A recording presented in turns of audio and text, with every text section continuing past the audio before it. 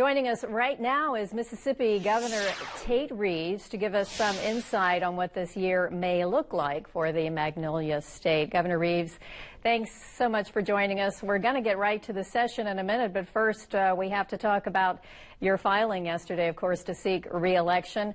You faced a lot of challenges over the last few years. COVID pandemic, one of those, of course, one of the big issues you dealt with. What do you hope to accomplish if you're reelected for a second term? Well, thanks, Karen, for having me on. And you're right. Yesterday was the first day that we could qualify for a re-election, and I wanted to be there on the first day because I'm so honored to serve as Mississippi's 65th governor. We've worked so hard over the last 4 years to make Mississippi a better place to raise your family, a better place to invest capital, a better place to create jobs.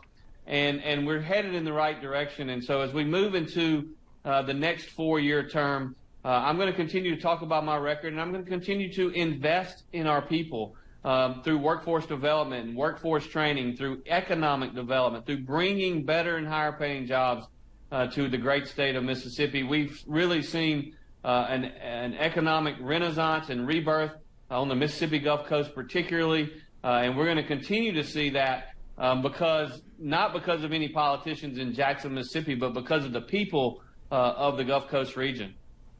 All right. Well, let's talk about the legislative session because that's on the top of a lot of people's minds right now. Of course, that's starting yesterday. And one of the big topics, again, income tax. And, of course, there was a huge reduction last year, I think the biggest ever in the state history.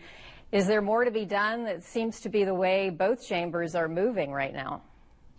There is definitely more to be done. We had the largest tax cut in Mississippi history that I was able to sign earlier this year. That comes on the heels of what was the largest tax cut in Mississippi history that I helped shepherd through the legislature back in 2016 timeframe.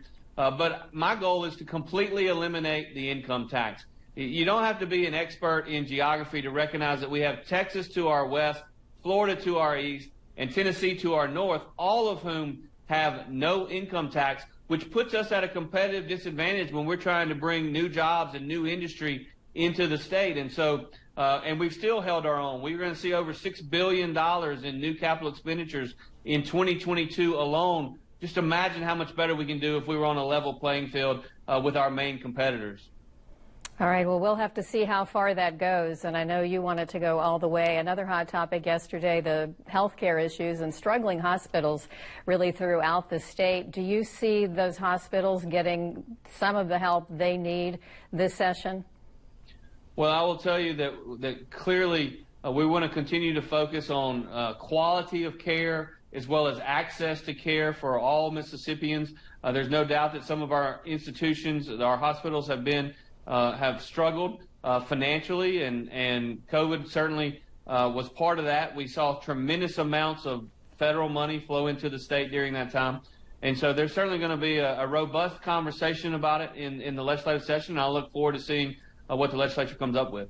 And quickly, in the few seconds we have left, anything, any surprises perhaps, anything you hope will get to your desk this session that we haven't heard about yet? Well, we're certainly going to continue to try to make Mississippi a safe place for the unborn and build on what I believe to be the biggest win in the conservative movement in my lifetime, and that is the overturning of Roe v. Wade. But we also must recognize that we've got to provide support for those moms and those babies and prove that being pro-life is not simply being anti-abortion, but making sure that we have more ability for adoptions, more opportunities for our foster care system to improve, and we certainly have those opportunities, and we've got to work and invest in making that a reality.